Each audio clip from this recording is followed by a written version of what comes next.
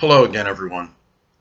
Edwin Learnard back once again. In this YouTube astrological segment, I'm going to be dissertating and talking about having the zodiac sign Gemini on the 8th house cusp in a natal chart. Now, the first thing I'll look at with Gemini on the 8th house is that this person is, as far as sexually, may be attracted to somebody that's about mental stimulation as well as physical. It could be somebody that may actually be attracted to somebody that has their sun, moon, or ascendant in Gemini, or just simply somebody that embodies Gemini-like traits, such as someone that may be versatile, maybe somewhat mercurial and changeable, unpredictable, a person that has good command of the English language, such as being very articulate, somebody that writes very well, could be somebody that may be in some kind of communication field, such as like data communications, broadcasting, writing, journalism, something where this person sexually may disdain monotony, and it could be somebody that may enjoy variety and really enjoys their sexual partner maybe to be somebody that's a little bit unpredictable and someone that doesn't stay with the same thing constantly as far as sex goes. And look at this too, and in some isolated cases, and I don't want everybody with Gemini on the 8th saying, well, that's not me, I'm not like that, but I'm saying isolated cases because Gemini is a dual sign.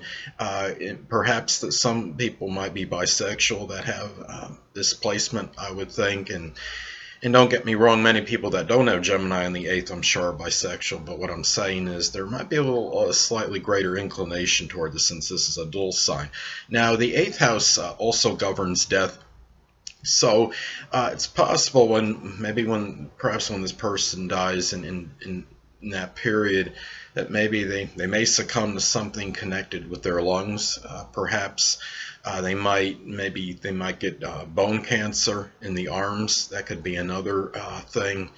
It could be this person may just simply be involved in a lot of communication toward that time where it's near the time that they die, and those are some things to consider with this placement.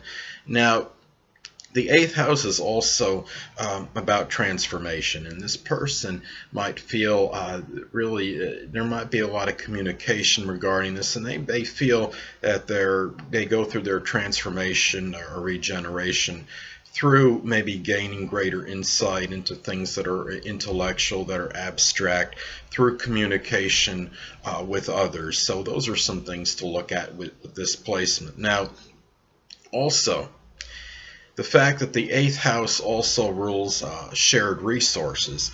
This could be an indication that perhaps there might be some vacillation and fluctuation connected with these matters. This could be the shared resources might be things that are communication related. There might be things that are like computers, telephones, things, even walkie-talkies maybe in some rare remote instances, things that involve communication, and they might be even things that are connected with maybe short journeys, such as like their cars. There might be things that are strongly that are shared, that are Gemini like, and this could be something where this person might be the one as far as whether it's a business partnership or whether it's a sexual partner, that this person may very strongly figure prominently in the communication end of things, such as, say, a joint financial account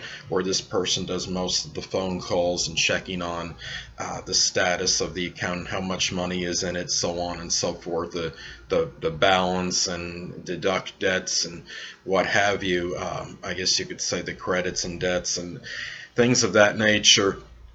The 8th house also is something where we look at, and this could be something we look at. The 8th house is inheritances, is another part of this component of this house, and this could be something where there might be some changes and fluctuations connected with this, or this could be something where maybe this person because Gemini is a dual sign, that they may feel they're going to get something 1 minute, and then the next minute for some reason they really didn't, maybe they didn't receive what it was that they thought they should get. This person with Gemini on the 8th, as far as any wills go, this person very likely could be that one that could be like the executor of the will, and the one that does a lot of the writing that is associated with it. And anything connected with wills and inheritances, this person, I mean, communication will I feel undoubtedly, at least in most cases, will figure prominently as far as these matters go. So this is some things to consider with Gemini on the cusp of the 8th house in one's natal chart. And really, this person, as far as the 8th house goes, we look at this, and the 8th house could also be connected with things that are associated with astrology, the occult, supernatural. And it's possible some people, they might be very inquisitive regarding these matters, and Gemini is obviously a sign that is very inquiring, and they really might like to know and are very fascinated by things like this and just the mysteries of life in general, such as Bermuda Triangle, for example, and things of that nature. But Gemini, being a mutable sign, has to remember that they need perhaps to learn persistence in these matters and not just go perhaps from one thing to the other due to the restlessness of this sign.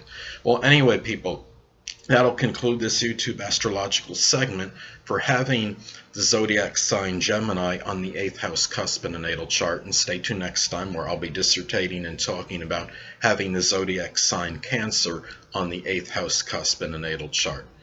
Two things I want to get with you on before I head out. Firstly, the stars may impel but do not compel. And secondly, never isolate any single astrological element, aspect, planetary placement, position, configuration, influence, or what have you, and make an analysis of a person, astrologically speaking, based on this alone, because astrologically speaking, the person is the sum of all their components in their natal chart, and not just one. Until next time, people, stay well.